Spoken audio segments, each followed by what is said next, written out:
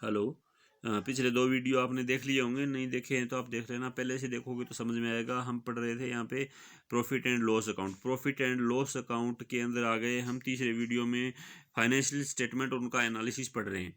ठीक है, तो अब पी एंड एल अकाउंट के बारे में बात करते हैं। उसका फॉर्मेट हम देख रहे थे, फॉर दी ईयर एंडिंग इसमें लिखा रहता है। क्यों लिखा रहता है? क्योंकि ये पूरे वर्ष का विवरण हमें देता है, जैसे कि ट्रेडिंग अकाउंट भी देता है, लेकिन बैलेंस शीट नहीं देती है। ठीक है, तो इसके अंदर जैसे ट्रेडिंग अकाउंट में है तो उसी तरह से इसमें जो एक्सपेंडिचर है, खर्चा जो है या लॉस वगैरह है, वो डेबिट साइड में आएगा। ट्रेडिंग अकाउंट में भी वो परचेजेज है तो खर्चा था, परचेज करने पे खर्चा ही होता है, तो वो डेबिट साइड में आ रहा था। ठीक है, तो इसमें डेबिट साइड में आएगा। लॉस एंड एक्सपेंसेस इसमें भी डेबिट साइड में आएगा। और प्रॉफिट वगैरह है या इनकम है, वो क्रेडिट साइड में आएगी। यानी पी एंड एल अकाउंट का क्रेडिट साइड अगर ज़्यादा आएगा तो हमें नेट प्रॉफिट होएगा, नेट प्रॉफिट होगा। और डेबिट साइड का अगर ज़्यादा आएगा तो वो हमें नेट लॉस होएगा। Same to same trading account में था, अगर ट्रेडिंग अकाउंट का डेबिट साइड ज़्यादा आ रहा था तो हमें ग्रॉस लॉस हो रहा था। और पी एंड एल अकाउंट का ट्रेडिंग अकाउंट का क्रेडिट साइड ज़्यादा आ रहा था तो प्रॉफिट होता रहा। यानी राइट साइड में जो है ना, वो ठीक है, राइट है, राइट साइड में राइट है कंपनी के लिए। लेफ्ट साइड है मतलब लेफ्ट ही कर दो, कंपनी छोड़ दो, क्योंकि नुकसान है। लेफ्ट में अगर ज़्यादा हो रहा है यानी डेबिट साइड ज़्यादा हो रही है, इसका मतलब है लॉस है, नुकसान है। ट्रेडिंग अकाउंट में भी ग्रोस लॉस हो रहा है। और पी एंड एल अकाउंट में भी अगर लेफ्ट साइड की बात है तो लेफ्ट करने वाली ही बात हो गई। इसको इस तरह से याद रखें कि लेफ्ट साइड है तो नुकसान है, लेफ्ट ही कर दो, जबकि राइट साइड है तो राइट है, ठीक है, यानी अच्छा है। तो राइट साइड में प्रॉफिट और रेंट रिसीव्ड वगैरह आता है। ओके, ये था इसका फॉर्मेट, वही पापा वाला फॉर्मेट है, पर्टिकुलर अमाउंट पर्टिकुलर अमाउंट। याद रखें, बैलेंस शीट में डेबिट क्रेडिट साइड नहीं होती, उसमें एसेट लायबिलिटी साइड होती है। ओके,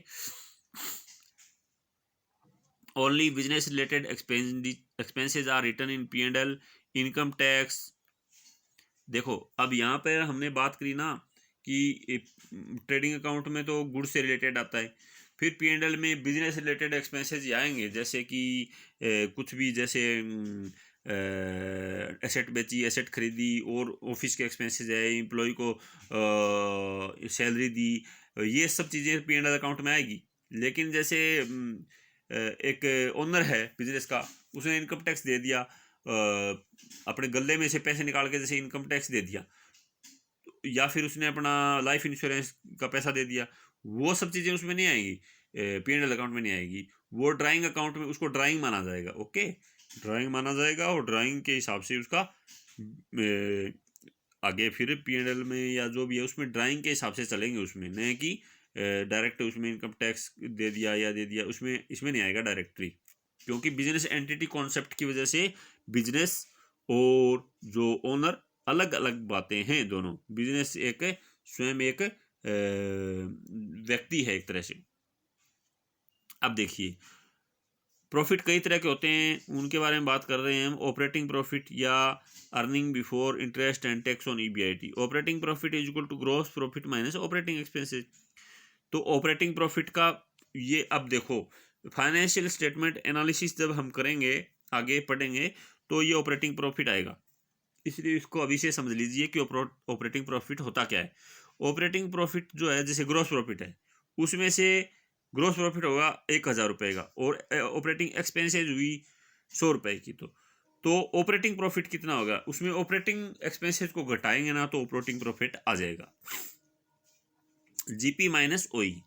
अब नेट प्रॉफिट क्या है? ग्रॉस प्रॉफिट में से ऑपरेटिंग एक्सपेंसेस घटेंगे, नॉन ऑपरेटिंग एक्सपेंसेस घटेंगे, प्लस नॉन ऑपरेटिंग इनकम भी जुड़ेगी, नॉन ऑपरेटिंग इनकम जुड़ेगी। तो नेट प्रॉफिट तो वो है कि सारा प्रॉफिट एक साइड और सारा लॉस एक साइड। तो ग्रॉस प्रॉफिट में से operating expenses, non operating expenses. अब देखो, ये ऑपरेटिंग एक्सपेंसेस और नॉन ऑपरेटिंग एक्सपेंसेस कौन से हैं? जो कि फैक्ट्री को छोड़कर हैं। ठीक है, क्योंकि ग्रॉस प्रॉफिट में फैक्ट्री के अंदर जो खर्चा आया था ना, फैक्ट्री में जो भी खर्चा हुआ था, फैक्ट्री का रेंट है, फैक्ट्री की लाइटिंग है, वो सब हमने इंक्लूड कर लिया था। उसके इंक्लूड कर करके ग्रॉस प्रॉफिट आ गया हमारे पास। तो अब बाद में जो एक्सपेंसेस कौन से बच रहे हैं? ऑफिस के रेंट है, ऑफिस की लाइटिंग है, या फिर सेलिंग डिस्ट्रीब्यूशन के एक्सपेंसेस है, तो ये ऑपरेटिंग और नॉन ऑपरेटिंग में आएंगे। ठीक है, तो यहाँ पर नॉन ऑपरेटिंग में आएंगे, और नॉन ऑपरेटिंग इनकम भी इसमें जुड़ेगी नेट प्रॉफिट में, ठीक है। अब ऑपरेटिंग इनकम है वो तो कौन सी है, ऑपरेटिंग इनकम कौन सी है, वो तो गुड्स बेचने से आएगी ना ऑपरेटिंग इनकम, ठीक है।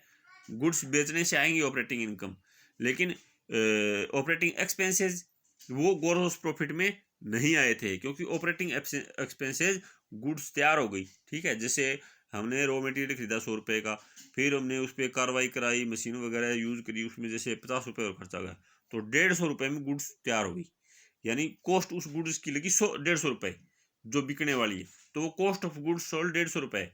उसमें ऑपरेटिंग एक्सपेंसेस नहीं आए, क्योंकि ऑपरेशन जो करता है वो ऑफिस करता है, ऑपरेटिंग की कार्रवाई ऑफिस करता है, एडमिनिस्ट्रेशन करता है, ठीक है। और नॉन ऑपरेटिंग एक्सपेंसेस जैसे सेलिंग डिस्ट्रीब्यूशन के एक्सपेंसेस वगैरह है, तो वो भी अभी तक उस गुड्स में लगे नहीं है। उस गुड्स में सिर्फ फैक्ट्री का जो खर्चा है वो जुड़ा है, कॉस्ट ऑफ गुड्स सोल्ड में फैक्ट्री का खर्चा सिर्फ जुड़ा है।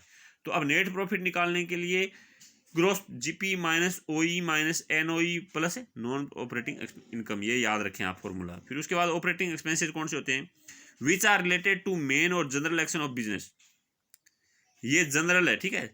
ऑपरेटिंग और नॉन ऑपरेटिंग, ये याद रख लीजिए, दो चीजें हैं, ऑपरेटिंग और नॉन ऑपरेटिंग। तो मैंने ये आपको बताया था कि ग्रोस प्रॉफिट में नहीं इंक्लूड है वो चीजें, यानी ग्रोस प्रॉफिट में सिर्फ और सिर्फ फैक्ट्री तक का मामला है, ओके। क्योंकि ट्रेडिंग अकाउंट है, गुड्स खरीदी, गुड्स जो goods cost of goods sold है, और फिर सेल्स है, कॉस्ट और सेल्स से डिपेंड करता है वो। लेकिन ऑपरेटिंग एक्सपेंसेस जो कैसे हो गए, ऑफिस का रेंट भी दिया, ये दिया, वो दिया, सब दिया, वो आ गई operating expenses. Selling and distribution expenses भी ऑपरेटिंग एक्सपेंसेस है। नॉन ऑपरेटिंग एक्सपेंसेस कौन से है, यानी ऑपरेटिंग वो एक्सपेंसेस है जो बिजनेस को चलाने के लिए यूज हो रहे हैं, बिजनेस के अंदर काम में आ रहे हैं, वो डायरेक्टली इंक्लूडेड हैं। जैसे ऑफिस के अंदर सैलरी है, एम्प्लॉय लग रहे हैं, वो लग रहे हैं, तो ऑपरेट यानी चलाने के लिए जो यूज हो रहे हैं। ऐसे ही सेलिंग डिस्ट्रीब्यूशन में लग रहे हैं, तो वो ऑपरेटिंग है, डायरेक्ट है। लेकिन जैसे कोई लोन है, लोन लिया हुआ था हमारा, अब उसका हम इंटरेस्ट चुका रहे हैं, तो वो वर्तमान समय के इस साल के बिजनेस के लिए तो डायरेक्टली कोई इंटरेस्ट का उससे लेना देना नहीं है, तो ये नॉन ऑपरेटिंग एक्सपेंसेज में आएगा। यानी आज जो गुड्स तैयार है उसको बेचने में, ठीक है, बेचने में जो भी खर्चे हुए हैं ऑपरेट करने में, वो ऑपरेटिंग एक्सपेंसेस आएंगे। नॉन ऑपरेटिंग एक्सपेंसेस जैसे इंटरेस्ट ऑन लोन, डोनेशन दे दिया, कोई फिक्स एसेट बेची, उस पर लॉस हो गया, तो ये गुड्स के लिए नहीं है, ठीक है। ऑपरेटिंग एक्सपेंसेस है वो गुड्स को खरीदने बेचने, देखो गुड्स को ट्रेडिंग अकाउंट में गुड्स के लिए डायरेक्ट जो सेल्स वाला मामला है वो है, ओके। यानी गुड्स को कॉस्ट तो है, कॉस्ट ऑफ गुड्स सोल्ड, तो कॉस्ट तो उसको तैयार करने में और सब उसको खरीदा या तैयार किया या सब चीजें हैं, तो कॉस्ट ऑफ गुड्स सोल्ड है। Cost of goods sold is equal to opening stock plus purchases plus direct expenses minus closing stock, और फिर उसका सेल्स, बस इतना सीधा सीधा ट्रेडिंग अकाउंट में आता है, ओके। और डायरेक्ट एक्सपेंसेज में वेजेस वगैरह वो सब आए। ऑफिस वाली चीजें ट्रेडिंग अकाउंट में नहीं आई हैं। फिर P&L अकाउंट में आती है सारी बाकी बची ऑफिस एक्सपेंसेज और selling and office expenses, selling distribution, सारी चीज़ें आ जाती है उसमें P&L अकाउंट। लेकिन यहाँ पर हम अलग चीज़ें डिस्कस कर रहे हैं कि नेट प्रॉफिट क्या होता है, ऑपरेटिंग एक्सपेंसेस क्या होता है, नॉन ऑपरेटिंग। तो ऑपरेटिंग तो ऑपरेट करने के लिए, नॉन ऑपरेटिंग जो उस ऑपरेशन में जो वस्तु को तैयार करने में, बेचने में जो ऑपरेशन हमने कराया, उसमें वर्तमान में आज के दिन में उनका कोई मतलब यूज नहीं हुआ। जैसे लोन पे हमने ब्याज चुकाया, तो आज के दिन में उसका उस वस्तु के से कोई लेना देना नहीं है, ठीक है। आज के दिन के पूरे व्यापार से उसका कोई लेना देना नहीं है। और उसी तरह से डोनेशन दिया तो उसका भी कोई लेना देना नहीं है। नॉन ऑपरेटिंग इनकम कैसे होती है, नॉन ऑपरेटिंग जैसे कोई एसेट थी, कंपनी के पास फर्नीचर पड़ा था वो बेच दिया, और उससे हमारा इनकम हो गई, जैसे 100 का था और 150 का बेच दिया, तो 50 का प्रॉफिट हो गया, 50 की इनकम हो गई। लेकिन उसका जो हमारे रेगुलर जो व्यापार है, रेगुलरली जो हमारा बिजनेस, उससे कोई लेना देना नहीं है। तो ऑपरेटिंग तो जो रेगुलरली जो हमारा काम चल रहा है उसमें जो एक्सपेंसेस हो रहे हैं वो, और नॉन ऑपरेटिंग एक्सपेंसेस वो हैं जो रेगुलरली जो हमारा काम है, रेगुलरली काम से रिलेटेड नहीं है, ठीक है। रेगुलरली काम से रिलेटेड है ऑपरेटिंग, और नॉन ऑपरेटिंग जो रेगुलरली वाले से नहीं है। अब उसके बाद आती है balance sheet. To know total asset and liability of business, balance sheet is prepared. This is the sheet of those balances which are still open in ledger दो all nominal accounts of trading account have been transferred to P&L account. Personal and nominal account of ledger are written in balance sheet as asset or liability accordingly. Liabilities are shown in left side L of balance sheet and asset are shown in right side of balance sheet. तो अब balance sheet की बात आती है तो जो हम आने अकाउंट ट्रेडिंग अकाउंट में बंद कर दिए, ठीक है, कुछ अकाउंट फिर P&L अकाउंट में बंद हो गया, लेकिन कुछ अकाउंट अब भी उसमें लेजर में खुले हुए हैं, ठीक है ना। हम लेजर के सारे अकाउंट बंद कर रहे हैं, सीधी सी बात है। जब हम अपनी अकाउंट फाइनेंशियल पोजीशन देख रहे हैं तो लेजर में सारे अकाउंट खुले होते हैं। पहले तो सब्सिडरी बुक्स में एंट्री होती है, फिर उसमें लेजर पोस्टिंग होती है, ठीक है। प्रोसेस में आपने पढ़ा होगा, पहले सब्सिडरी बुक होती है, कैश बुक वगैरह, वो परचेज सेल बुक, वो सब में एंट्री होती है, या प्रॉपर जनरल में भी एंट्री होती है। उन सब से फिर लेजर पोस्टिंग होती है। लेजर के अंदर सारा मामला, सारा आंकड़े लेजर में आ जाते हैं, सारे अकाउंट लेजर में आ जाते हैं। फिर उससे टीबी बनता है तो लेजर को चेक कर लेते हैं, फिर उससे हमें trading account P&L account balance sheet बनाते हैं। तो ट्रेडिंग अकाउंट तक गुड से रिलेटेड सारे अकाउंट बंद हो जाते हैं, ठीक है। फिर उसके बाद P&L अकाउंट तक बाकी बचे अकाउंट जो भी हैं, ऑफिस एक्सपेंसेस का, ऑफिस रेंट वगैरह के अकाउंट बंद हो जाते हैं। लेकिन कुछ अकाउंट जो P&L अकाउंट तक भी बंद नहीं हुए, अभी लेजर में खुले हुए हैं, ठीक है, उनको हम सिर्फ लेंगे अब P&L। जो ग्रॉस प्रॉफिट आया था वो हमने ले लिया P&L अकाउंट में, ठीक है। अब P&L अकाउंट से हमारे पास आएगा नेट प्रॉफिट, ठीक है।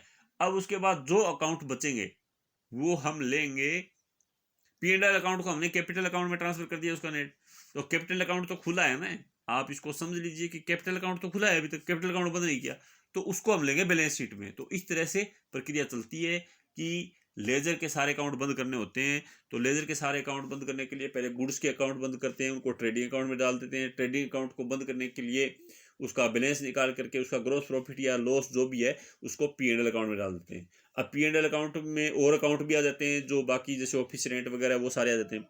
फिर P&L अकाउंट का बैलेंस निकालते हैं। P&L अकाउंट का बैलेंस निकाल के जो बैलेंस आता है नेट प्रॉफिट या नेट लॉस, उसको हम कैपिटल अकाउंट में डाल देते हैं, ठीक है। तो अब कैपिटल अकाउंट ओपन है। अब हम बैलेंस शीट बनाएंगे तो बाकी जितने भी अकाउंट जो लेजर में बच गए, जो अब भी ओपन हैं, उन सब को हम ले लेंगे बैलेंस शीट में, और हमारा अंतिम विवरण तैयार हो जाएगा एसेट और लायबिलिटी का। ओके, अब चलिए बैलेंस शीट में लायबिलिटी को लेफ्ट साइड में लेते हैं और एसेट को लेते हैं राइट साइड में। तो वही है राइट वाली बात है ना, राइट है तो राइट है। जैसे ट्रेडिंग अकाउंट राइट है, इसका मतलब हमारे प्रॉफिट हो गया। P&L अकाउंट राइट है तो इसका मतलब हमें प्रॉफिट हो गया या इनकम हो गई। तो इसी तरह से बैलेंस शीट है, उसमें अगर हमारा राइट साइड ज़्यादा बड़ा है, इसका मतलब हमारी एसेट ज़्यादा है लायबिलिटी से, देन अपनी पोजीशन अच्छी है, ठीक है। अब आगे चलते हैं। Personal and nominal accounts of ledger are written in balance sheet as asset of liability accordingly. तो उनमें जो भी पर्सनल या नॉमिनल अकाउंट बाकी ओपन पड़े हैं लेजर में, उनको हम एसेट साइड में या लायबिलिटी साइड में जो भी यानी वो अकाउंट्स है जिससे रिलेटेड है, एसेट से जुड़ेंगे या लायबिलिटी से, वो देख करके डिसाइड करा जाएगा। Okay, liabilities are shown in the left side and asset are on right side. Need and importance, balance sheet क्यों बनानी है? Main object of balance sheet, ये क्वेश्चन पूछ सकते हैं। मेन ऑब्जेक्ट क्या है बैलेंस शीट का? Is to know the correct position of business on a fix date. एक फिक्स डेट की पोजीशन बताती है बैलेंस शीट। क्या बताती है? एक फिक्स डेट पे क्या पोजीशन है किसकी? बिजनेस की। तो बैलेंस शीट एज एट या एज ऑन लिखा रहता है, ये क्वेश्चन आया था एसएस के एग्जाम में। तो एज एट एज ऑन लिखा रहता है बैलेंस शीट के ऊपर। क्यों लिखा रहता है? क्योंकि वो फिक्स डेट की पोजीशन होती है। यानी जैसे 31 मार्च को बना रहे हैं बैलेंस शीट, तो अगर आप सोचें कि 30 मार्च को भी वही बैलेंस रहेगा, वही पोजीशन है बिजनेस की, नहीं, वो नहीं है। 30 मार्च को वो नहीं है, 1 अप्रैल को वो नहीं है, वो सिर्फ 31 मार्च की at the end of the day की अगर बनाई है तो उस समय की है। ओके, उस पूरे एक दिन के लिए यह है वो, ऐसे नहीं है कि 2 महीने बाद भी वही रहेगा। जबकि ट्रेडिंग अकाउंट होता है वो पूरे साल का, ट्रेडिंग अकाउंट और P&L अकाउंट तो पूरे साल का विवरण होता है उनमें एक तरह से, ठीक है। वो किसी वैसे नहीं है कि आज कितनी, आज क्या है उसमें, आज ट्रेडिंग अकाउंट में क्या है या कल क्या था। वो पूरे साल का विवरण होता है कि पूरे साल में हमने कितना ट्रेडिंग अकाउंट में हमें प्रॉफिट रहा, लॉस रहा, और P&L अकाउंट से पता चलता है प्रॉफिट रहा, लॉस रहा। लेकिन बैलेंस शीट जो होता है एक ही दिन में पता चलता है। एक ही दिन यानी उस दिन हमारे व्यवसाय की एसेट या लायबिलिटी क्या है वो एक ही दिन की बताएगी बैलेंस शीट, इसीलिए उस पर एज एट एज ऑन लिखा रहता है। दूसरा, it gives knowledge of nature and cost of assets, debtors, closing stock etcetera. ठीक है। पर्सनल, अब उसके बाद हमें देता है nature and value of liability. Liability कैसी है ये बताती है हमें, मतलब पूरा बैलेंस शीट से पता चलता है कि फर्म की, हमारे बिजनेस की लाइबिलिटी कितनी है, कैसी है, लाइबिलिटी ज़्यादा है, कम है, जल्दी देनी है, नहीं देनी है, सोल्वेंसी कैसी है, यानी हमारी व्यवसाय, इसकी बैलेंस शीट से ही पता चलता है कि हमारी औकात कितनी है, हमारी ऋण चुका सकती है क्या हमारी फर्म, या नहीं चुका सकती, या बंद होने की संभावना है, या मतलब जो भी चीज़ें हैं, बिजनेस की साउंडनेस कितनी है, जो दूसरे जो लेंडर्स वगैरह हमें लोन देंगे कि नहीं देंगे, ये सारी चीज़ें बैलेंस शीट से पता चलती है, क्योंकि उसकी साउंडनेस रहेगी तो वो लोन देंगे, नहीं तो नहीं देंगे। और अगले साल की ओपनिंग एंट्रीज है वो बैलेंस शीट से ही होती है, यानी अगले साल के सारे अकाउंट जो है बैलेंस शीट से खुलते हैं। Okay. Characteristics of balance sheet, balance sheet के क्या चरित्र हैं, क्या गुण हैं, क्या पात्र है। Balance sheet is A part of final accounts with trading account and P&L account. तो फाइनल अकाउंट्स 3 होते हैं, trading account, P&L account and balance sheet. लेकिन बैलेंस शीट एक अकाउंट नहीं होता है, बैलेंस शीट को अकाउंट नहीं कहा जाता। ठीक है, क्योंकि इसके अंदर डेबिट क्रेडिट साइड नहीं होती, इसमें कुछ भी डेबिट साइड क्रेडिट ऐसा नहीं है, इसको अकाउंट नहीं माना जाता, ये एक शीट है। Balance sheet is a sheet and not an account, so it does not has credit side और debit side. It is a summary of all accounts still open and not closed by transfer to trade account, P&L account. यानी ये एक summary है उन सभी account की जो अब भी ओपन हैं, किसमें, जो ट्रांसफर नहीं करे गए हैं ट्रेड अकाउंट और P&L अकाउंट में, और जो अब भी लेजर में ओपन हैं उन सबको इसमें डाल देते हैं। बैलेंस शीट में क्या होता है, हमेशा एसेट और लायबिलिटी इक्वल आएगी, यानी बैलेंस शीट का ऑटोमेटिक ही बात है, दोनों साइड का बैलेंस बराबर आएगा, लायबिलिटी और एसेट बराबर आएगा। क्यों आएगा, क्योंकि हमने शुरू में पढ़ा कि एक अकाउंट है वो डेबिट हो रहा है तो दूसरा क्रेडिट हो रहा है, उतना ही अमाउंट आना चाहिए। तो बैलेंस शीट में भी दोनों साइड, प्रॉफिट लायबिलिटी साइड और एसेट साइड दोनों इक्वल होनी चाहिए। अगर नहीं है इक्वल तो इसका मतलब है कि बैलेंस शीट में हमारा बैलेंस लेने में कुछ ना कुछ गड़बड़ी हुई है। ठीक है, ये गोइंग कंसर्न कंसेप्ट के आधार पे बिजनेस की पोजीशन दिखाती है, ये गोइंग कंसर्न के आधार पे बिजनेस की पोजीशन दिखाती है। इसका तात्पर्य ये है कि इसके अंदर जो